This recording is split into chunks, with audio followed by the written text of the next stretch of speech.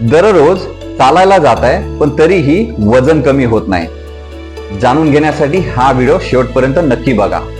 साधारण आपण 1 तास चालून झाल्यानंतर आपल्या शरीरामधून जवळपास 300 ते 400 कॅलरी बर्न होतात आणि घरी आल्यानंतर आपण जोही नाश्ता करतोय किंवा बाहेरचा नाश्ता करतोय तर साधारण 400 ते 500 कॅलरी मध्ये हा नाश्ता असतो।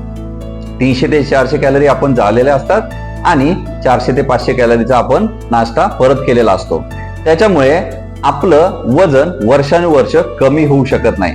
मग व्यायाम झाल्यानंतर किंवा वॉकिंग झाल्यानंतर आपण कुठला आहार घेतला पाहिजे, दिवसभरात कुठल्या वेळेत शरीराला काय दिलं पाहिजे, हे सगळं आपल्याला माहिती असणं गरजेचं आहे। आणि हे जर तुम्हाला माहिती करून घ्यायचं असेल तर तुम्ही मला नक्कीच कॉमेंट्स करू शकता।